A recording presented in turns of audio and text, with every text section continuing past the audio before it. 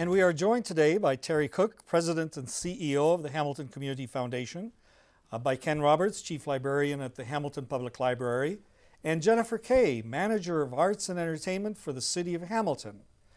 Terry, this week's vital sign is the arts. Now, my recollection of the Code Red story had two very good news stories. One had to do with libraries and one with the arts as well. What is the foundation doing talking about the arts? Well, it's a quality of life indicator, and one of the positive signs in terms of developments in Hamilton, as you mentioned, is both a significant increase in library usage, particularly as Ken will point out, in some inner city neighborhoods that have been focused on in Code Red because of the concentrated poverty challenges there, and that's certainly an encouraging sign. And also the growth of artists and the arts community in Hamilton, and I think they're both significant indicators of positive trends in terms of the local economy and the vibrancy of the culture of our life. And while I'm here, let me segue and just hijack the program and say one of the most exciting things that's happened recently in or around Hamilton is the recent opening of the downtown Central Library branch. And I want to commend Ken Roberts, because he's done an extraordinary job both as our chief librarian and as a champion for that project, and David Premy, the architect, whose vision has so enlivened that piece of York Boulevard. And I think it's that combined with the conversion of York Boulevard to two-way streets is a very positive development in downtown Hamilton, and well, one Terry, that we should share some excitement about. Speaking of that excitement, let's go to Ken right now. And Ken, yeah, I have to agree that the whole project really will revitalize that component of the downtown in a very positive way. I wanted to talk about that a little bit, but also, Ken, tell us a little bit about the importance of library usage, as pointed out by the report that Terry referenced, and why that's a good news story for the whole city. Well, library use has been up phenomenally since amalgamation. At the point of amalgamation, almost 10 years ago now, we were doing 3.5 million circulations for about the same population size. Now we're doing 6.5 million circulations. So we've virtually doubled our circulation numbers in the past 10 years. Most of that, or much of that, has come from the inner city areas. Barton and Kenilworth are up 45–50% in the last 3 or 4 years alone. And the suburban and the rural areas are up a lot too. So we're seeing enormous increases in library use.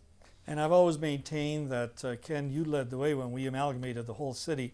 You led the way very successfully early on in an amalgamation of library services that has continued to serve us well. So congratulations on that as well. Let's go to Jennifer. What a great now. idea that amalgamation was. Jennifer, yeah, we'll chat about amalgamation at some other point. Didn't want to, one hijack of the agenda is enough for you, Terry. Jennifer, let's turn to you, because your job is very new to the city. You are, as I said earlier, the manager of arts and entertainment for the community. What exactly does your job entail? Well, it is a new position, Larry. It's been in place for about 1.5 years, and it's the first time that the city has had a position really dedicated to the arts, so it's very timely, given all the wonderful things that are happening in the arts community. And the position encompasses a range of things. So it's, for instance, managing the city's public art program, which is quite active at this point with 1 piece installed, 5 projects right now in progress. It's working with the arts community to help ensure that, that community is able to maximize or capitalize on its potential. And then it's also working with festivals and events in the city to help them be the best that they can be and deliver the best services for Hamilton citizens. And of course you work with Anna Bradford, and Anna does a great job for the community as well, and she has been involved in another revitalizing project, the market. I don't know whether you've got anything to do with that, but that and the library and all of the services that are provided, I think, augur really well for our community. But Jennifer, in terms of your role specifically, the Code Red report referenced about 2,200 different entities, venues, artists, groups, and so on that we have in the city, all contributing to the artistic vibrancy of this community. Now, the intent of your department isn't to herd all of those creative forces so that they're marching in the same direction, or is it? No, you're right. We don't want to do that, nor could we do that. Arts communities don't like to be herded particularly.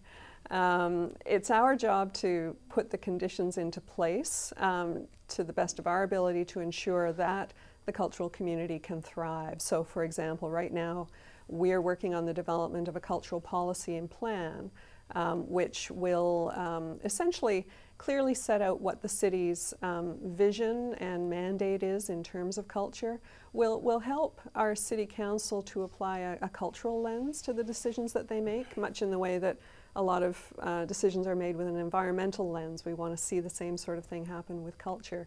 So having something like that in place won't dictate what everybody needs to do, but it will help to ensure that at the bigger picture level, that people are on the same page and striving towards the same goals. So yours is a coordinating role. There's a policy side to that role, so that we pay some attention and some heed as a community to the importance of the arts. About 10 years ago, the name Richard Florida was very prominent in pointing out how important the arts are to a community.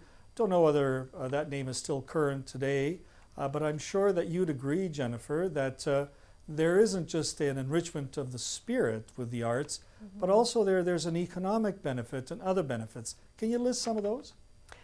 Yeah, absolutely. Richard Florida is still relevant. People agree with him, they disagree with him, but he absolutely put the whole economic argument for the arts on the map, and that's very valuable. And I mean, we see the benefits of it in various different ways. So for example, the arts activity that's taking place on James Street North really is contributing to the revitalization of that neighborhood in a very significant way. That's one type of economic benefit that can be derived. There's, tourism benefits. So for example, some of our very large cultural festivals bring in a lot of tourists and tourist dollars into the city. And then there's the whole concept of the creative class that Richard Florida, that was his concept, the idea that, there's a group of creative workers, and if you can attract them to a city, they work in high-paid jobs, they patronize arts, other institutions in the city, that having those kinds of workers present really creates a lot of economic spin-offs. And studies have shown that Hamilton, looking at sort of the creative class index, that we are transitioning towards being a creative city, which is very exciting. That's extremely good news. Terry, back to you in the role of the foundation. You obviously and your foundation had something to do with the production of the report Code Red and the follow-up, the vital signs components of it as well. In terms of the arts specifically, do you have a funding role with regards to the arts in the city as well? Yeah, yes, we do. We not only provide a role as a catalyst in a number of different areas of community leadership, but we provide direct funding to arts groups in Hamilton to the tune of about $1.5 million over the last 4 years. And to put that in perspective, our poverty work, which has been a primary focus of our work with neighborhoods, we've provided about $8.5 million. So we see the arts as a significant part of the change in trajectory of the community, and we realize that big industries aren't going to be the salvation. As I've said before on this program, it really is smaller businesses and smaller artistic endeavors that is starting to change the nature of the economic fabric in Hamilton, and also the way in which we think about ourselves. So it is a significant component of the work that we fund through the generosity of our philanthropic base. You know what, folks? Guess what? We have run out of time. We only have time to thank Terry Cook, Ken Roberts, and Jennifer Kay. Thank you and continued good work. Thanks, Larry. Thank you. Thank you.